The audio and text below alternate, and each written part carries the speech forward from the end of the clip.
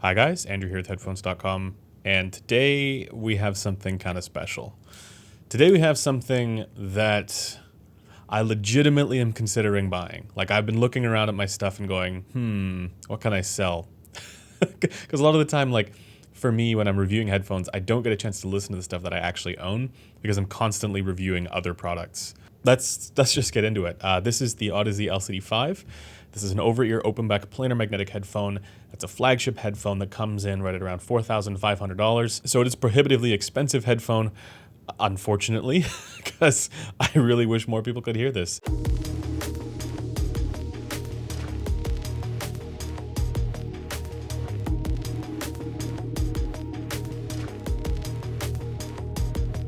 All right, so just before we get going, a quick disclaimer here. This unit was sent over by Audeze for review. Big thanks to Audeze for sending it in, but I'm not being paid to say anything in particular about it, and all thoughts and opinions are my own.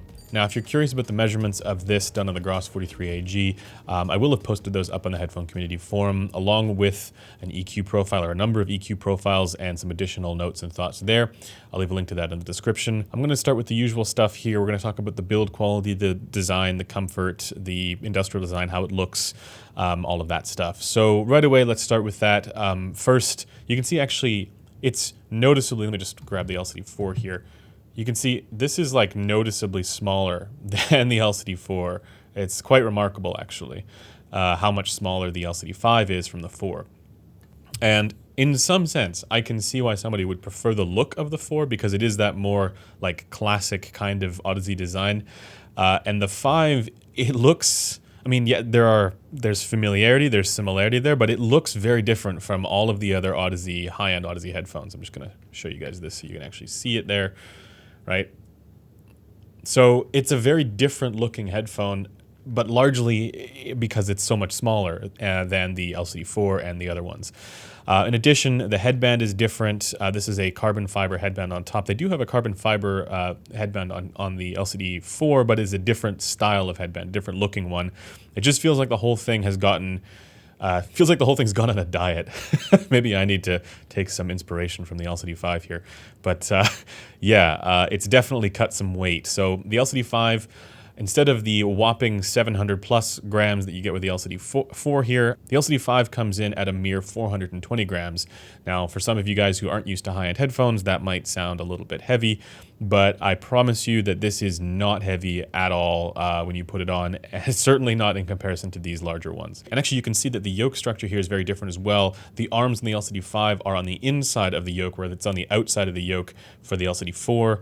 And then, I mean, the whole thing, it just looks like it just had this extra polish done to it. The cup itself here is made out of acetate instead of the wood that's on the LCD-4. And this is another area where I think I could see somebody going, oh, I really like the classic wood design of the LCD-4. And personally, I do appreciate the wood that's on the LCD-4. That's the way to do wood, or also the way that ZMF does it, of course. But at the same time, I'm told that the acetate on the LCD-5 here is actually lighter. And that's one of the things that they did. You know, with this whole headphone design, I'm told that they actually just had to start from scratch. They designed it from the ground up.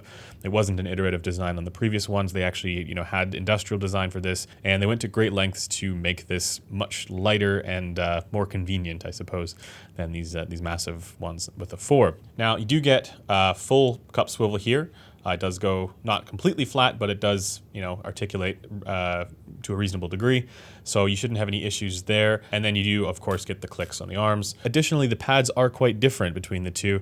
With these pads, the whole thing just feels like an entirely different material and entirely different pad structure. I do find that I prefer, like, the pad cushiony part of the 4 feels a little bit more robust.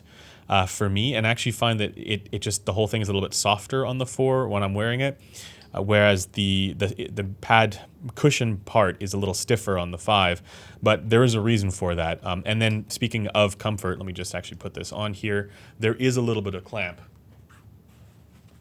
So when I put it on, it is a snug fit for me. Now, I have a big head. At first, I thought, man, there's maybe a little bit too much clamp force here. And I actually thought that the LCD-4 was a little bit more comfortable because it doesn't have that same clamp force. Of course, the LCD-4, it drags my neck down after a while. That was my biggest complaint there, is that the weight is just too much. And with the 5, obviously the weight's not a problem at all, but the clamp force definitely got to me at first. I say at first because I found that after like maybe 20 minutes, that clamp kind of just stopped being noticeable. Like it was as if the pads kind of conformed inwards and then it was just there. And then also, the other thing that I noticed was that when I took my glasses off, the comfort, it dramatically improved. So I think what's happening for me, at least, because again, I have a big head, is that the clamp is pushing the sides of the arms of my glasses in towards my head. I'm just going to put these back on because I look weird without them. Get it? I look weird without them. Things look weird without them. I look weird. Okay, let's move on. So yeah, the pads, the clamp pressure and the pads are kind of pushing the frame or the arms directly into my temples. And that didn't happen on the 4 because the pads are softer here, and so it kind of just conforms around the glasses. So that's something to keep in mind. And then also, when it comes to the sound quality, having a little bit of clamp there is actually essential because it does give you the full bass extension that you might want. Even though it's an open back headphone, the bass here does depend on getting the seal to be right. But the bottom line here for look is that this is my favorite looking Audeze headphone. So the styling is excellent. The weight is so much better. I mean, thank you for doing that. And then for comfort, the long-term comfort was great, even though the initial clamp is maybe a bit much there for me. In any case, I'm just going to briefly mention the cable here. It always feels like in this industry with cables, there's no real consensus on what's good. But let me just say that for me, this is good. Audeze's cables are generally exceptional, and I think the rest of the industry could take note. It doesn't, hold its shape. It's not springy. It's not rubbery. It looks great. It's lightweight. No complaints whatsoever.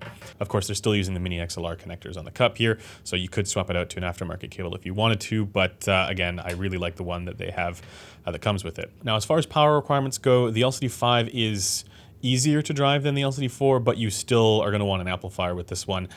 You don't need to have anything crazy high end, but something would be ideal. So I ran the LCD-5 off of everything from the SPL Phonitor X to the Kayana HA6 to the Vioelectric HPA V550, the Magni 3 Heresy, the Topping A90, the Amson Sound Kenzie, and a number of other sources. And for me, I don't have a personal favorite source here, but anything that's generally good with planars is going to be fine. I think, I would probably gravitate more towards solid state with this one, but it's not like tube amps won't do well with this as well. Okay, let's talk now about sound quality. And I want to begin this by saying that this headphone is one of the very best experiences that I've ever had with headphones and listening to music in general, just full stop. But it's not quite there right at the gates. This is one that I still had to EQ it, like I do with just about everything.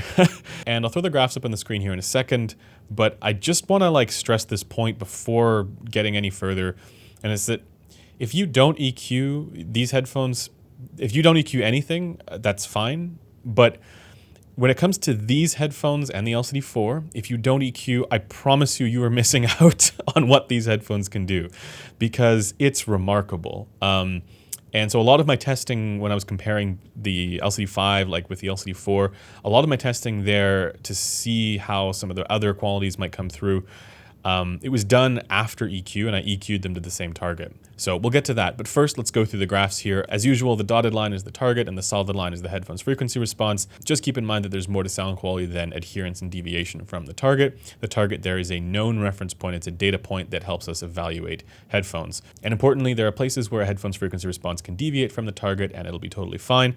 And there are also places where the headphone's frequency response should deviate from the target, specifically at around 9K. And that's largely because the target is highly smoothed, it's a very coarse-grained target, and the headphone's frequency response isn't smooth to the same degree. So I'd normally start by looking at the bass, but I want to just kind of take a moment to have a snapshot of the whole picture here so you can get a sense.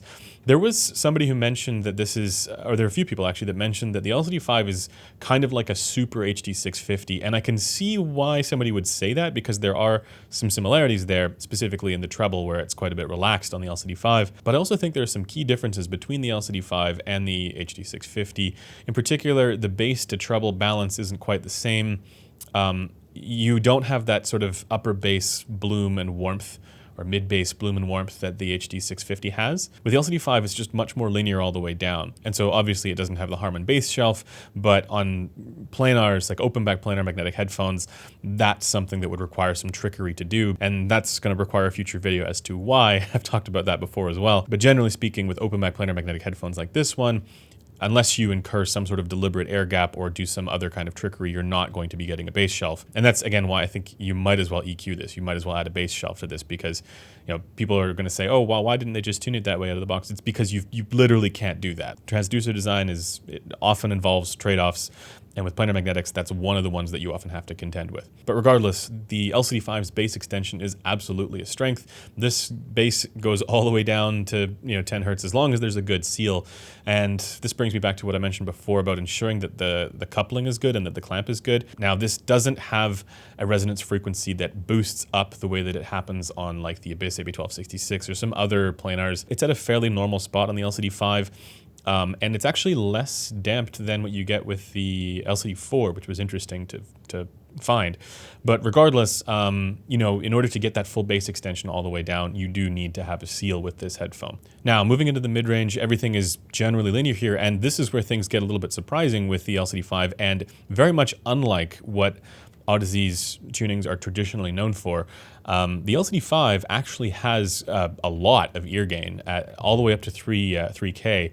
And on the LCD-4, that's where things are quite subdued. And that's even with the 2021 pads going on here. So on the LCD-5, there's quite a bit more energy all the way up to 3K. And in my mind, a certain elevation here, a certain amount of ear gain is essential. This is where the ear is amplifying certain frequencies. And with the LCD-5, it gets to the right level. The only thing is that the treble is quite a bit subdued on the LCD-5, meaning that the 3K to 5K region, or 3 to 5.5K, is a little bit noticeably forward. It's a little bit pronounced and dominant there. And I'm actually going to say that the LCD-5's default frequency response without EQ is just on the edge of being shouty. And it would certainly describe this headphone as mid-forward.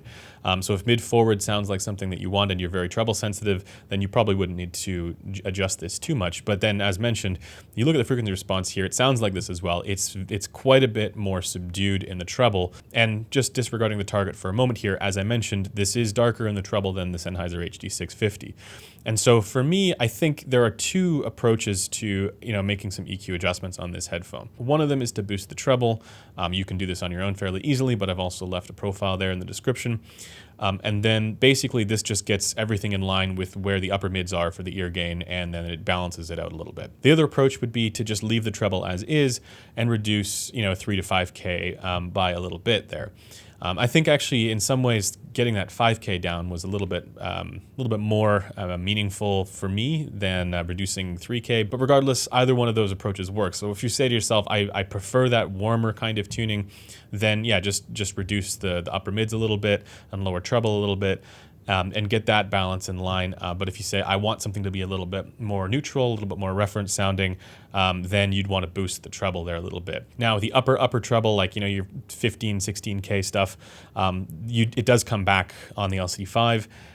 But it's not boosted and overly airy like what you got on some other high-end flagship planars. So generally the upper shimmery stuff is kept in check, which is good. So again, the overall frequency response here, as much as it's not perfect, and there are other flagship headphones that I think have a better frequency response, like the Hi-Fi Mensa Vara and the Focal Utopia, this is one of Audeze's better tunings, and I say that mostly because it's very easy to EQ this. I think I still prefer the default tuning of the LCD-X 2021, just for the treble balance that it has, but the LCD-5 here is probably in second place for me as far as Audeze tunings is concerned. But let me just stress that if you don't EQ this headphone, you are likely to have an enjoyable experience, but you could get better for the tonal balance at a lower price, right? It's not like the frequency response is its main strength here.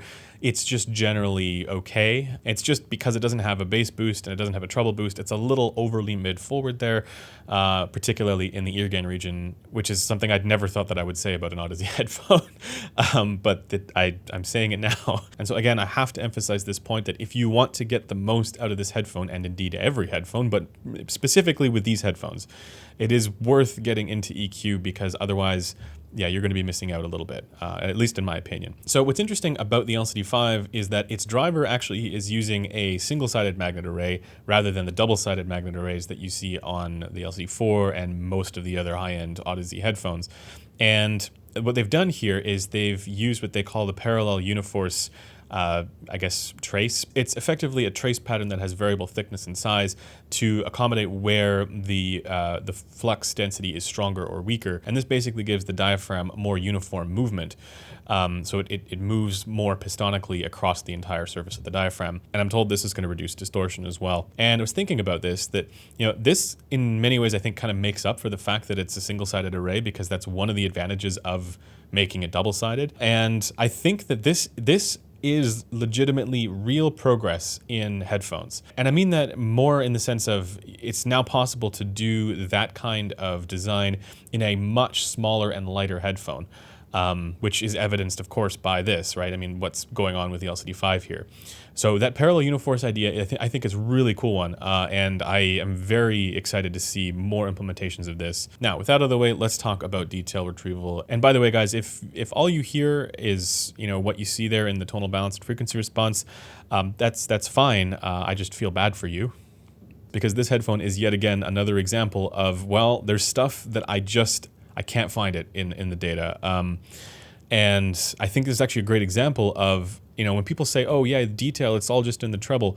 Well, this is super subdued in the treble. and yet, this is shockingly detailed. And I don't think anybody's going to listen to this and go, yeah, that's not detailed because it doesn't have, because the treble is relaxed. No, this is a perfect counterexample to that notion that people talk about. And I'm sure somewhere out there is somebody who's never heard this headphone cringing about, what I just said.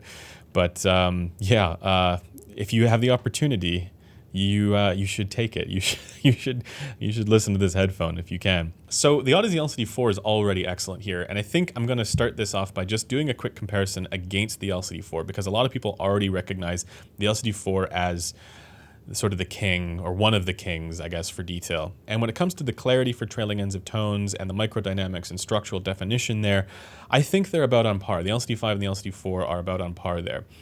Where I hear the LCD-5 as having a slight advantage over the LCD-4 is in the sense of immediacy and tightness, and I think I used to call this speed. It's a little bit tighter and a little bit more, controlled overall, which is something that I never really thought that I would say in comparison to the LCD-4. So that's very impressive, never mind the fact that they made this smaller and lighter. But I wanted to also just mention this because I'm so impressed by the bass detail that this has. And I'm going to go on a limb here and say that the bass detail of the LCD-5, I think, is better than the bass, bass and lower mids, let's say. I think it's better than the bass and lower mid detail of the Hi-Fi Man Susvara. Again, the Susvara is my favorite headphone, but the LCD-5 is making a strong case for itself. And I think that's really where the LCD-5 beats the Susvara. It's in the bass and in the lower mids. Just for the overall sense of structure and texture and control and all of that stuff, the tactility, just everything about the LCD-5's bass and lower mids, I find to be a little bit better than that of the Susvara. And I know people say it can change depending on the amplifier, and you got to use it with the $10,000 equipment or whatever, but just in general, comparing off the same equipment, I found the bass to be better on the LCD-5. And remember that these comparisons are done with everything generally EQ'd to the same, or pretty close to the same target. Now, when it comes to the sense of macro contrast and macro dynamics and punch and all of that stuff, both the LCD-5 and the LCD-4 are a little bit more reminiscent of that sort of old school style of planar, like the original Hi-Fi Man HE6. And by that I mean they are both noticeably intense. They have a very engaging kind of intensity to them.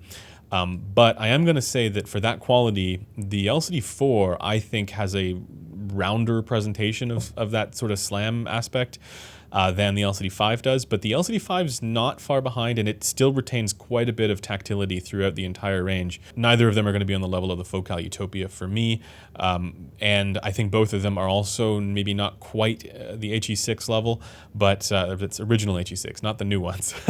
But they are very good here as well for planars, right? Most of the time planars don't do that great at this quality, and I think in both cases here, you get this really satisfying sense of impact to them. So no complaints on the LCD-5 on that front for me. Now, when it comes to soundstage and the sense of space and distance, the LCD-5, I do hear this as being slightly more, spread out than the LCD-4. I found that the LCD-4 was a little closer to me. Everything was a little bit more towards me, whereas with the LCD-5, it's like I'm a few rows further back.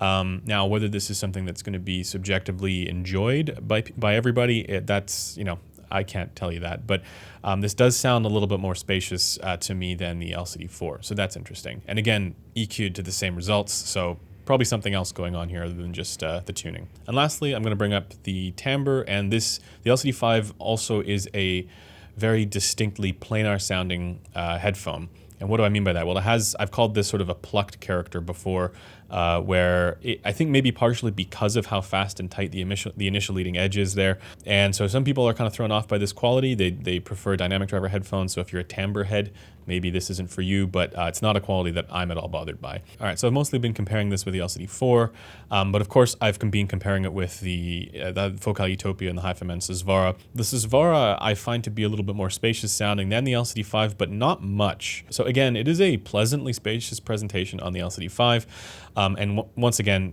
for the bass and for the lower mids, the detail on the LCD-5 I think is better. Like, it is a more clear, structurally well-defined and controlled presentation for the images on the LCD-5 for the bass and the lower mids than on the Susvara. With the Susvara, I find it to be a little bit more clear there for the images in the treble. But again, like, that's excellent on the LCD-5 as well. And of course, without EQ, the Susvara is just going to sound better. But with EQ, that's when things get a lot more interesting. Compared to the Focal Utopia, the Utopia, I think, still punches a little bit harder, and it has that, again, sort of a natural round sense of impact for the bass tones, which is very satisfying.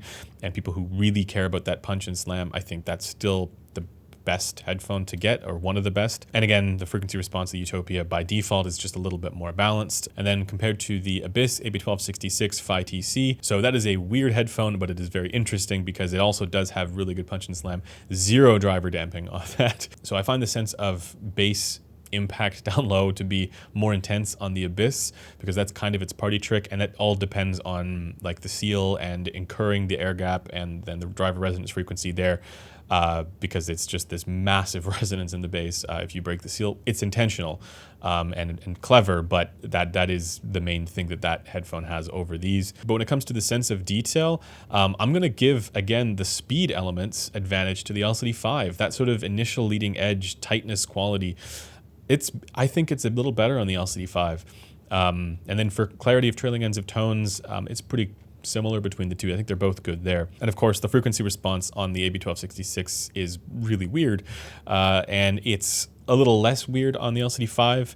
So on the LCD-5, I actually didn't have any trouble EQing this, whereas on the Abyss, I had quite a bit of trouble EQing that.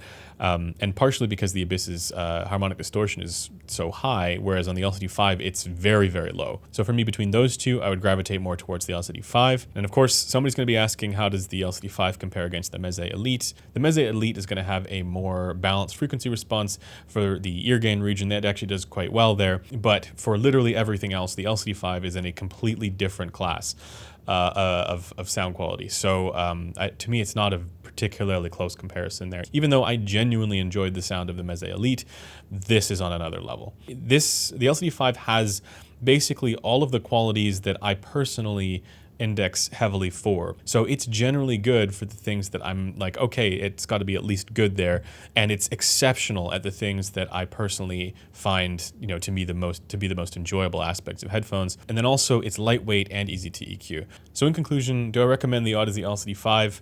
Well, if you're somebody who doesn't EQ, you may find other headphones to be more enjoyable than this one, strictly because of the tonal balance issues. If you're a little sensitive to the upper mid-range and maybe the lower treble being too forward there, then that's going to be a bit of an issue for you on this headphone. However, if you are somebody who is willing to EQ, because I think you had to do that on the LCD-4 as well, and I didn't have to, but I would strongly recommend doing that. If you are somebody who does EQ, the LCD-5 delivers what is, in my opinion, one of the very best you can possibly get in sound quality in headphones. And again, this is something where I have to reevaluate, my own collection and see, okay, what do I sell to be able to get one of these? So yeah, I absolutely do recommend it. Of course, $4,500 is ridiculously expensive. You guys know that. This is not something where you're trying to get the best value or the best bang for the buck. This is something that is truly meant to be endgame, and I think I think they did achieve it. I think they did it because they were able to take that flagship level technical quality and put it in a lightweight, 420 gram headphone. Remarkable. Anyways, that does it for this video. Thanks for taking the time to watch it, and I'm going to keep listening to this. Bye for now.